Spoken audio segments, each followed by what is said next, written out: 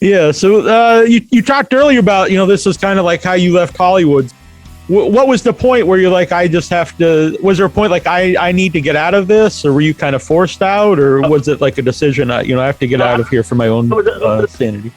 It was a very druggy time. And everybody I knew, was fighting it in some way. Some were dying like John, some were going to the hospital like Marty. But it was very much of the moment, because there was a period there where people thought that cocaine was not addictive. And but it is, just in a different way. It destroyed Sam Peckinpah, and a lot of people were getting wiped out by it. And when that romantic thing came, when the wheels came off that wagon, the drug that I had been taking started taking me. Mm-hmm. And then all of the dark fantasies come up, and one day you say, if I don't leave this world, means this town, I'm not going to make it out of here. Mm-hmm. I gotta go. And so I moved to New York, and I thought I'd start all over again. And I moved to New York, and lo and behold, I was going to get rid of all my drug friends, and lo and behold, I had met new drug friends. I didn't know they had drug friends in New York. So then I moved to Japan, and then finally put an end to that period. So I was.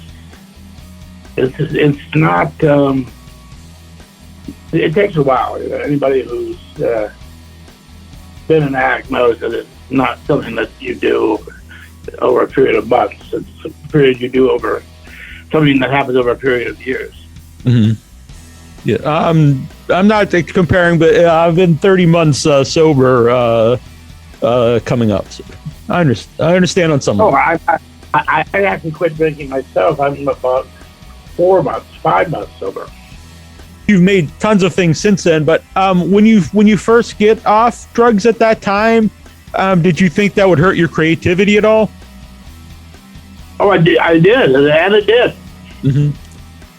I mean, I used to write at night. I would start at 10 p.m., and then it was caffeine, nicotine, alcohol, cocaine. Round and round you go until it's 6 in the morning, and you've done about 10 or 15 pages of work.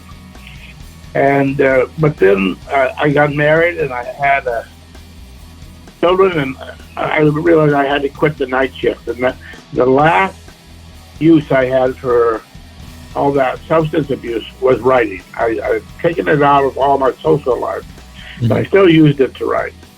And then it took me almost a year to learn how to write in the daytime.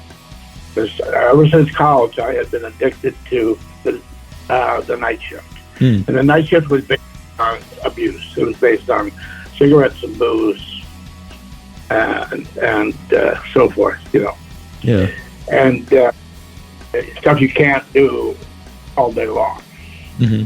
And so it took a year, a little less, of having an office and going in there every day and just, trying to write.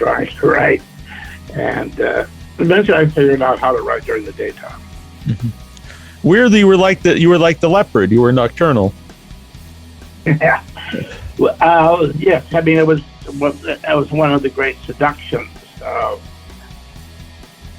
writing and of substance abuse, is that the world goes to sleep and everybody is silent, and you ply your typewriter with substances, and out come these little people, and they start to play, and that if you don't give them something to drink, they're not going to come out.